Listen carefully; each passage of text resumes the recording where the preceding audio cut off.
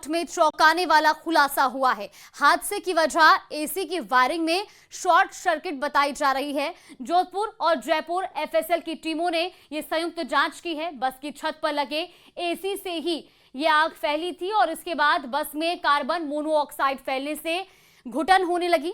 खिड़की तोड़ते ही ऑक्सीजन मिलने से यह आग भड़क उठी। बस के नीचे का हिस्सा, टायर और डीजल टैंक सुरक्षित मिले हैं।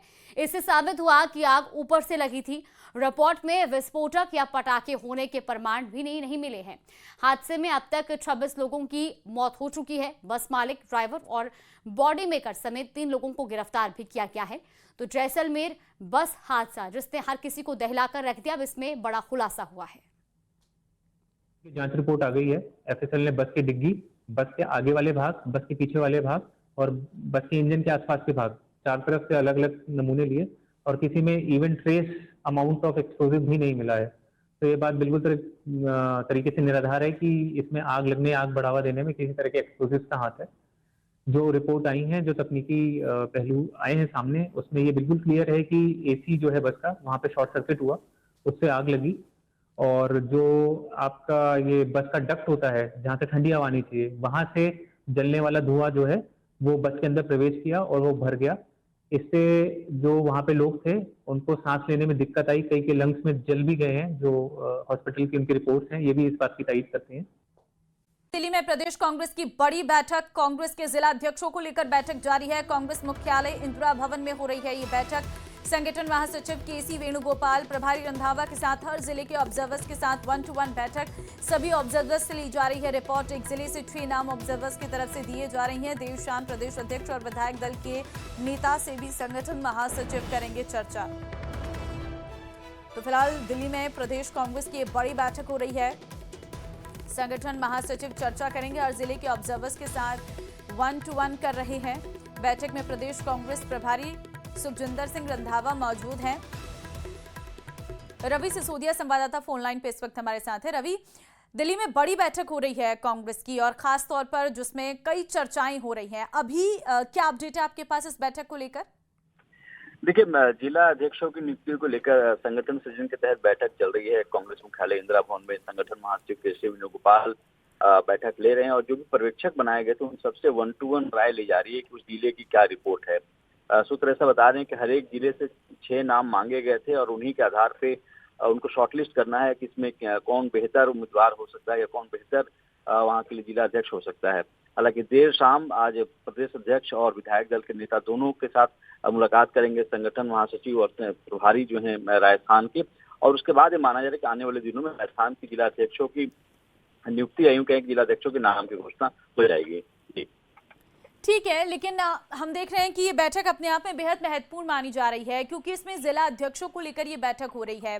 लेकिन ये भी जानकारी सामने आ रही है कि 1-to-1 के बाद फिर आगे एक पूरी लिस्ट तैयार होगी, राहुल गांधी के पास जाएगी और शाम को भी इस बैठक का एक नया रूप देखने को मिलेगा। बिल्कुल, देखिए, क्योंकि संगठन सृजन को लेकर कहा जा रहा है कि पार्टी चाहती है कि पारदर्शिता रहे, लेकिन राजस्थान की अगर बात करें तो राजस्थान से ऐसी रिपोर्ट आ रही है कि कई जिले में जो पर्यवेक्षक हैं उनके ऊपर दबाव बनाया गया कि जो वहाँ के बड़े लीडर हैं उनके पसंद का ही कोई लीडर जिला अध्यक्ष बने। हालांकि पहले भी राहुल गांधी ने जब पिछली बार बैठक हुई तो उस दौरान भी कहा था कि मध्य प्रदेश जैसे हालात नहीं होने, क्योंकि मध्य प्रदेश से शिकायतें आई थी, उन्होंने अपने पसंद जिला अध्यक्ष की नियुक्ति कराई है।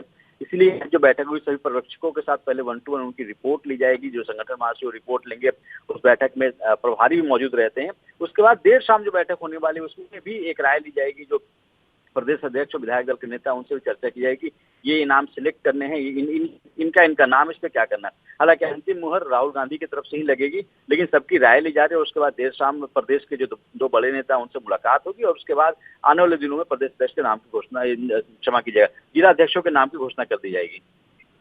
ठीक है, लेकिन जिला अध्यक्षों को लेकर अभी क्योंकि पूर्व सीएम अशोक गहलोत का ये कहना है कि सब लोग सिफारिशें करने के लिए पहुंच रहे हैं, जो पूरी तरह से ठीक नहीं है। ये एक नया इनिशिएटिव है, एक नया कॉन्सेप्ट राहुल गांधी लेकर आए हैं। अगर इसी कॉन्सेप्ट के आधार पर नियुक्ति की जाए तो वो बेहतर रहेगा, ना कि सिफारिशों के आधार पर। बिल्कुल यही वजह है कि आज करीब 4:30 बजे अशोक गहलोत को भी जाना था संगठन महासचिव के साथ बैठक को लेकर, लेकिन वो जयपुर रवाना होगा और उन्होंने कहा है कि जो भी तय करना है वो आलाकमान को तय करना है। इसमें किसी भी लीडर को कोई दबाव नहीं होना चाहिए और यही वजह है कि वो बैठक में शामिल नहीं हो रहे हैं। और उन्होंने पहले भी कहा था कि चूंकि संगठन सृजन का कार्यक्रम है, आलाकमान के कहने पे, राहुल गांधी के कहने पे ही कार्यक्रम शुरू हो रहा है और वहां पर जो एक्सरसाइज हुई है, तो ऐसे में किसी भी लीडर का दबाव नहीं होना चाहिए और यही वजह है कि वो आज बैठक में नहीं रहेंगे। लेकिन दूसरी तरफ जो पर्यवेक्षक हैं, पर्यवेक्षकों की तरफ से नाम मांगे गए हैं और ऐसा बताया जा रहा है कि जिनका नाम 1 और 2 पे रहेगा उन्हीं पे चर्चा होगी और उसके बाद देर शाम में प्रदेश अध्यक्ष से भी चर्चा की जाएगी कि किसी जिले को लेकर फर्स्ट और सेकंड में इनका नाम है और उसके बाद अंतिम मुहर अगर आप कहें तो राहुल गांधी के पास से ही लगेगी। लेकिन ये तय माना जा रहा है कि संगठन सृजन कार्यक्रम के तहत ये चाहते हैं कि पारदर्शिता हो, जिला अध्यक्षों को ताकत मिले और इसीलिए पर्यवेक्षक भेजेगा, पर्यवेक्षकों से रिपोर्ट मांगेगी और उस रिपोर्ट के आधार पर ही जिला अध्यक्षों के नाम पे चयन होना है। बहुत धन्यवाद आपका तमाम जानकारी देने के लिए। खबर जोधपुर से है। दाधीच समाज ने विवाह समारोह को लेकर बड़ा निर्णय लिया है। बेटियों के विवाह में 2 तोला से अधिक सोना नहीं देंगे बच्ची को। सोने के भाव में आई अप्रत्याशित तेजी के बाद ही निर्णय लिया गया है। लोग दिखावे में बेटी के बाप भारी कर्ज में डूब रहे हैं। विवाह समारोह में अन्य आवश्यक खर्चों को बंद करने का निर्णय लिया। प्री वेडिंग शूट भी बढ़ती प्रथा पर जताई चिंता। विभिन्न ब्राह्मण समाज के घटकों ने इस निर्णय का दिया समर्थन। दाधीच समाज के जोधपुर संभाग अध्यक्ष पवन आसोपा के आह्वान के बाद मिला मुहिम को भारी समर्थन।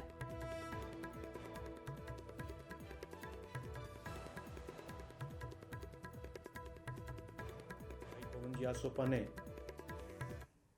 इस महंगाई को देखते हुए जो अपना स्वयं निर्णय लिया है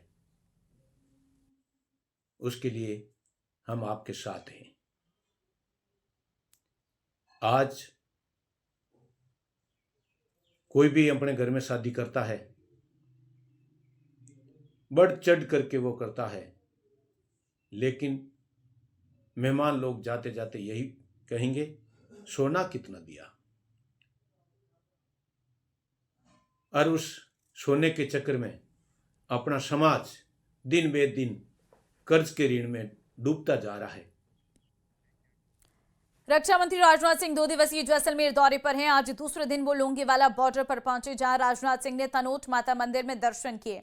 वहीं इसके बाद 1971 के भारत पाक युद्ध में शहीद हुए वीर जवानों को श्रद्धांजलि दी। युद्ध स्मारक पर पुष्प अर्पण किए और फिर जवानों से संवाद किया। तो देखिए, हम आपको कुछ और तस्वीरें भी दिखाएंगे, जहां पर लोंगेवाला में रक्षा मंत्री राजनाथ सिंह तनोट माता मंदिर में दर्शन करने के लिए पहुंचे और पूरे मंदिर परिसर में उन्होंने भ्रमण किया। तनोट माता मंदिर जैसलमेर आने के बाद रक्षा मंत्री राजनाथ सिंह जरूर पहुंचते हैं और इस मंदिर में जो आस्था जुड़ी हुई है उस आस्था के प्रति लोग समर्पित हैं और दूर दूर से तनोट माता मंदिर पहुंचते हैं।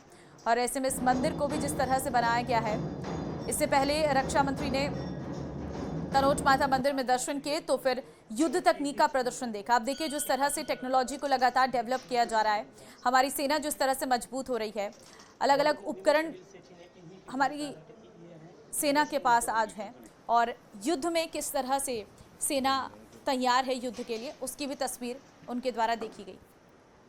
और देखिए, इससे पहले रक्षा मंत्री ने गुरुवार को सैन्य स्टेशन में स्थापित वॉर म्यूजियम में राजनाथ सिंह ने नवविकसित शौर्य पार्क का विधिवत उद्घाटन किया। उन्होंने तैयार किए जा रहे कैक्टस पार्क का भी उद्घाटन किया और सैन्य अधिकारियों ने उन्हें नए शौर्य पार्क के बारे में आवश्यक जानकारी दी।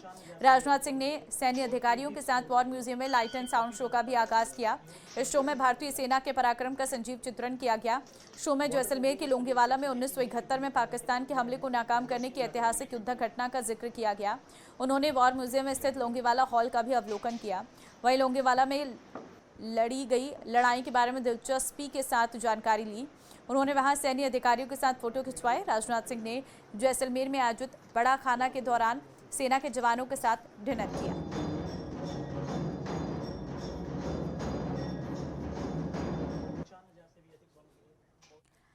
और अजमेर के पुष्कर में अंतर्राष्ट्रीय पशु मेले की शुरुआत हो चुकी है। इस बार भी बड़ी संख्या में पशु मालिक अपने पशुओं को लेकर मेले में पहुंच रहे हैं। इस बार मेले में ऊंटों की संख्या सबसे अधिक सामने आई है और इसी का अनुमान भी जताया जा रहा है। वहीं घोड़ों के लिए लग्जरी अस्तबल भी तैयार किए गए हैं। तो देखिए, इंटरनेशनल पुष्कर फेयर का आगाज हो चुका है और इसमें बड़ी संख्या में पशु मालिक मेले में पहुंचे अपने पशुओं को लेकर।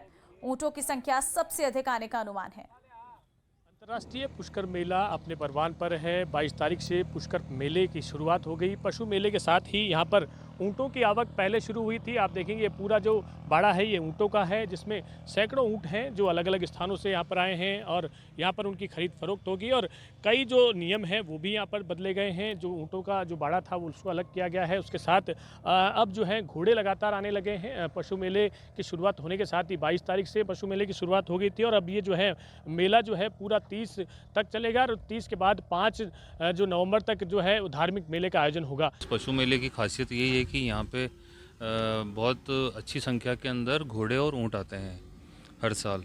और इस बार थोड़ा सा मेले के अंदर व्यवस्थाओं में बदलाव है और व्यवस्थाओं में बदलाव के साथ मैं कहता हूँ सुधार भी है।